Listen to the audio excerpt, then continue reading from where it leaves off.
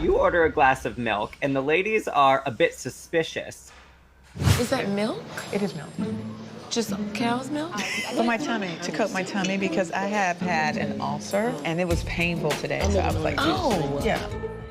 Well, actually, I have a history of ulcers and gastric reflux. So I was taking antacids that day when I arrived. Oh, we knew exactly what was going on. I'm gonna be honest. She was so embarrassed by her being completely drunk at Newburgh. Just a splash. Wait, how do I do it? Ooh. Can I switch you before you do it? She was on it. She was on one. She drank till her bottom lip was drooping.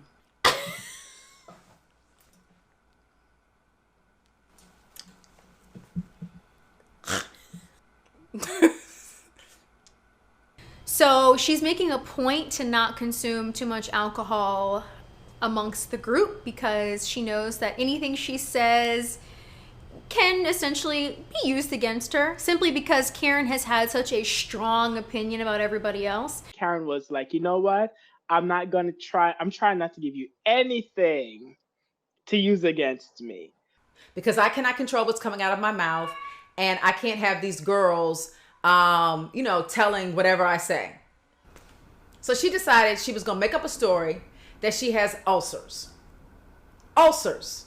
If you had ulcers, Karen, you would not have been on the flight to come to Portugal. So if you want to, tell us a lie and drink milk as if you're like 98 years old, have at it. Oh, God.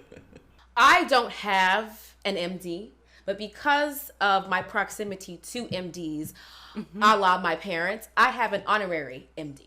So I'm an honorary doctor. So as such, I can tell you that for someone who has an ulcer, which is what Karen was purporting to have, an ulcer, dairy is not the thing that you ingest for an ulcer.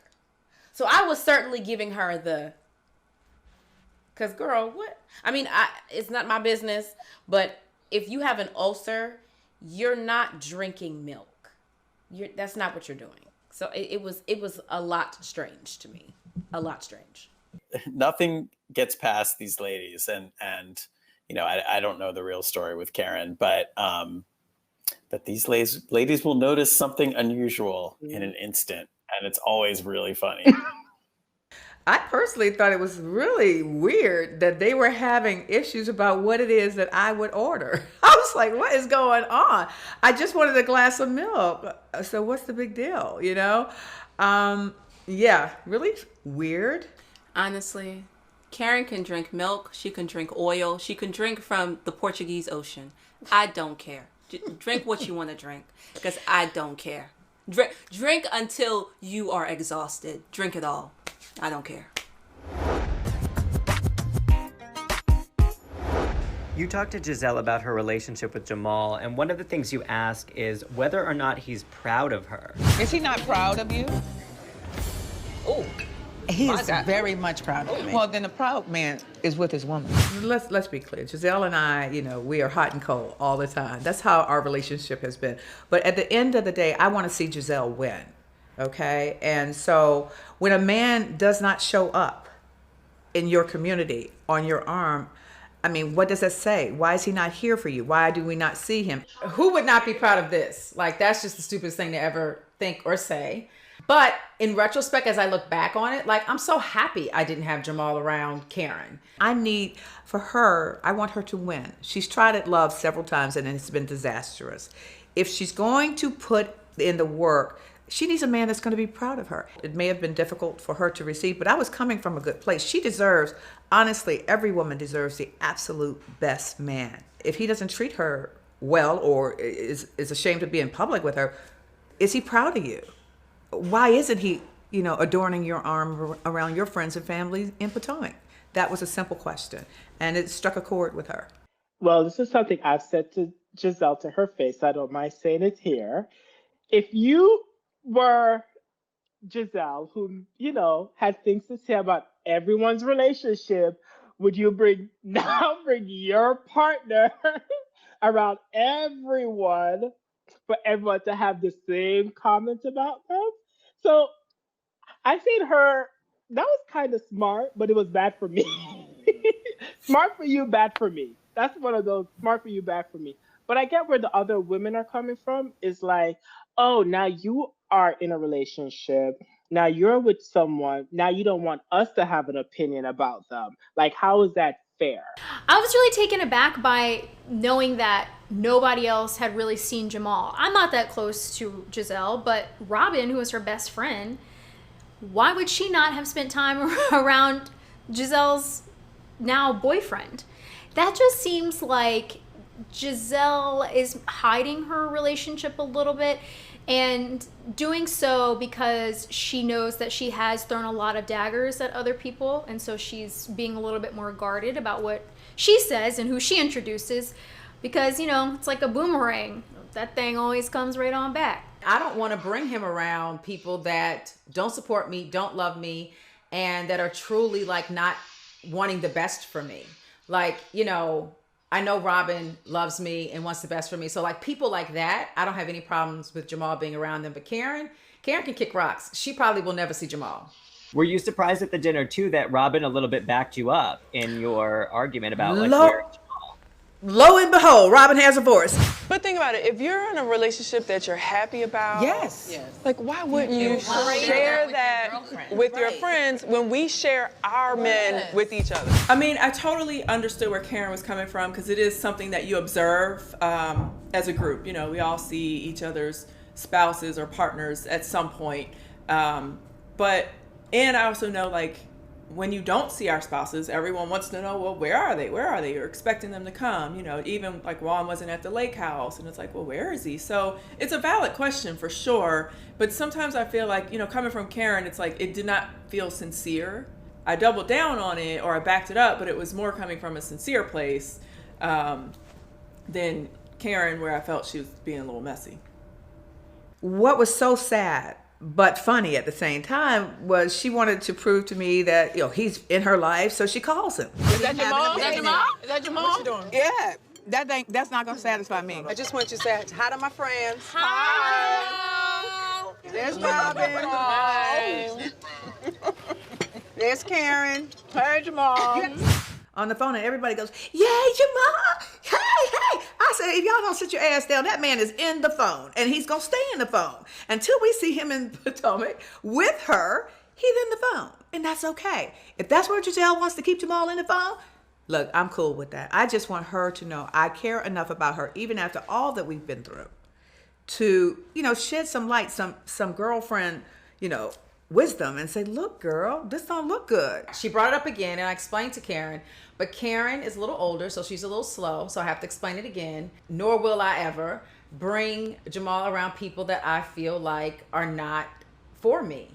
And Karen would be one of those, at this point, Karen would be one of those people. Why did you think it was important to include Monique on that trip? I felt like it would be nice for Monique to have a change of scenery and to experience the group in a different setting without having the baggage of one of our homes that's familiar to all of us. I thought new ground would be a really nice way for us to have conversations that can be more eye-opening and to actually, you know, reveal more to each other versus a repetition of the same things we talk about all the time. And I just thought it'd be nice to have a fun girls trip. And Monique is my friend. Do you think Candiace would have been at all receptive? No, I think it would be a complete understatement for me to say that Candiace would be less than thrilled. Karen, you broke the news to Monique that she was not invited to Portugal. Ashley invited all of us to a girls' trip to Portugal. Of course, she wanted you to come. It's never a good feeling to have to be the bearer of what could be bad news to your friend. Of course, but she had a right to know. And better coming from me than anyone else, I feel, you know, because I tried to do it compassionately. But Monique didn't think she should be on a trip either. I felt like Karen was desperate for us to come together. And I don't think that she liked all of the division. And I think that she could see that some of the other women who always probably didn't care for me anyway was using this whole situation to their advantage. Monique also mentions to you at this point that Ashley insinuated you were the one to encourage Candiace to push for legal actions. Ashley basically insinuated that you encouraged Candiace to push for legal action. No defense necessary. I said what I said, and we have to consider Ashley has done a lot of growing, but has she changed all that much? The verdict is still out. She was speaking in reference to if it were her, being that she's a person who doesn't get in people's faces or try to antagonize or, annoy someone. She's just not that person. So if something like that happened to her, she would have definitely called the cops right away and it would have been a done deal. Definitely pressing charges, definitely moving forward. And I reminded Karen, I said, well, the difference is you're Karen and she's Candiace. She had 50-50 with this fight. She was just as wrong as I was. There's complete transparency between myself, Monique, and Candiace whenever Candiace and I did talk with each other. So no defense necessary. I was walking in my truth and compassion for them as two women going through a difficult time, and that happened to be my friend. You guys check in, you go out to dinner, and you share how your name came to be. Yes. My parents came to this country with nothing. My dad worked at a fast food restaurant.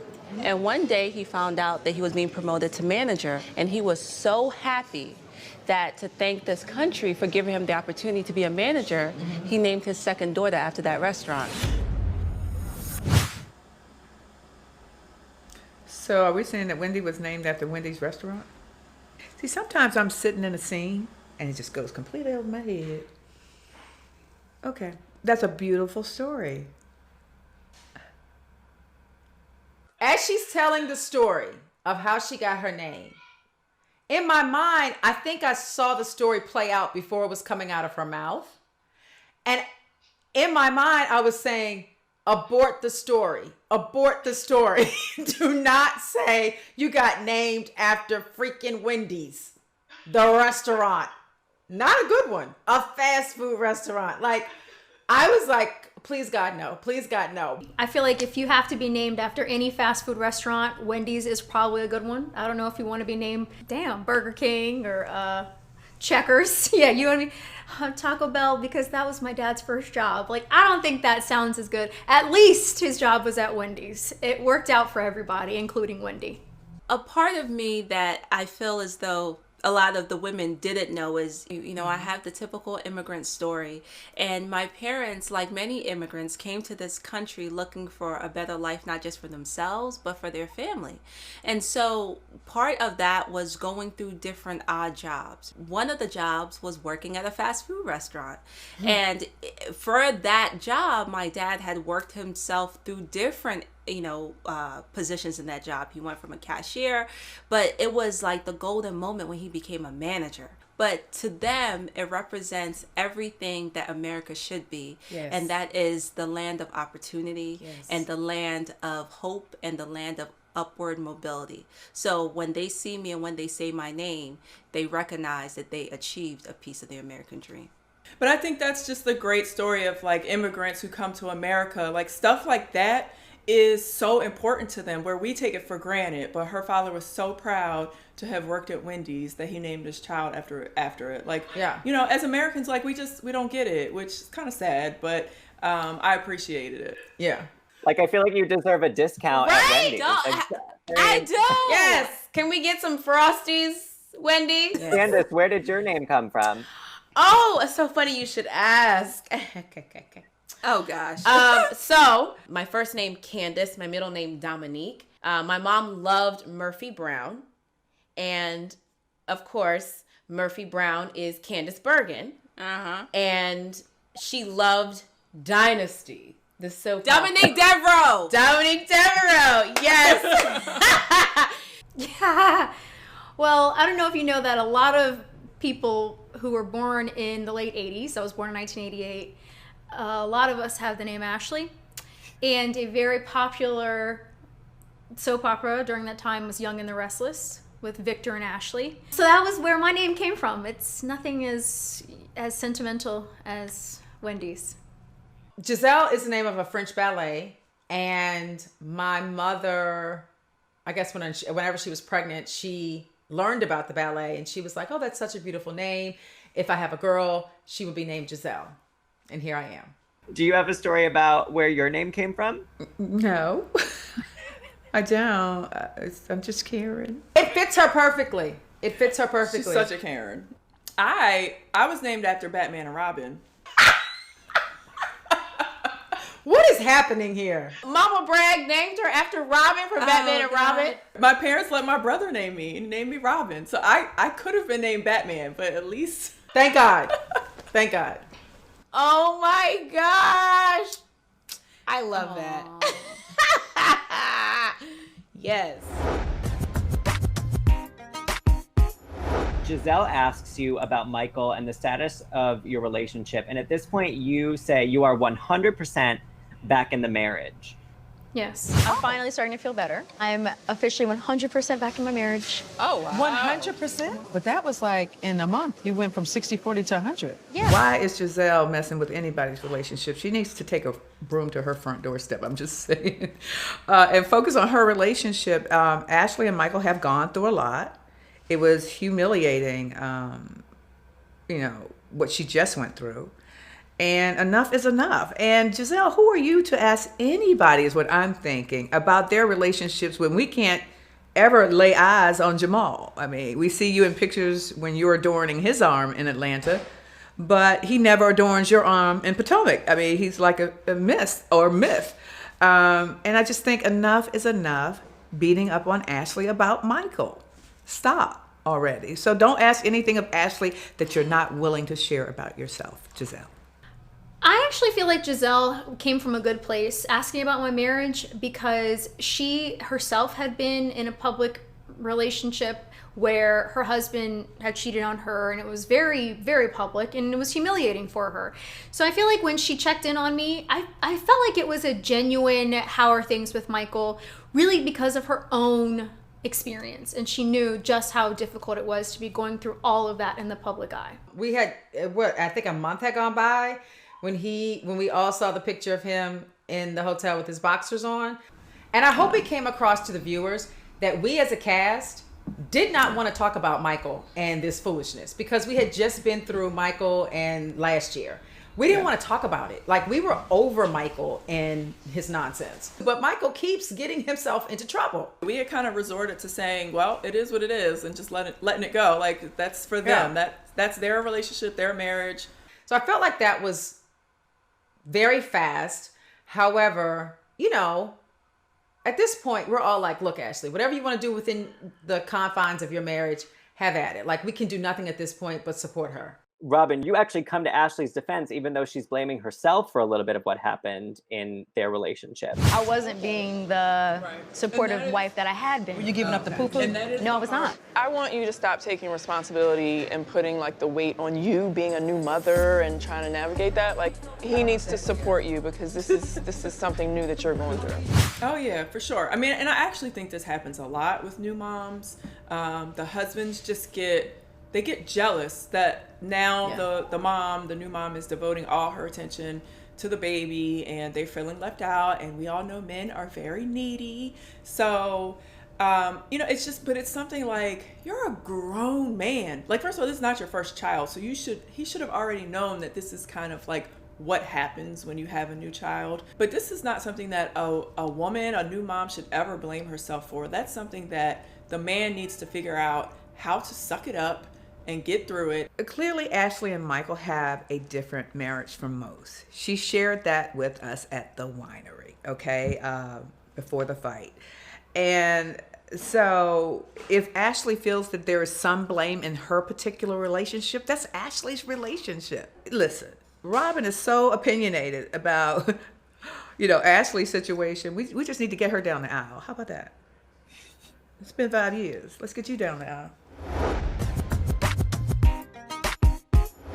If Michael had elected to use that opportunity to do something that he wasn't supposed to do, well then, I just have to flush my ring down the toilet in Portugal. Was it going to end up in the Mediterranean or something? That's exactly where it would belong.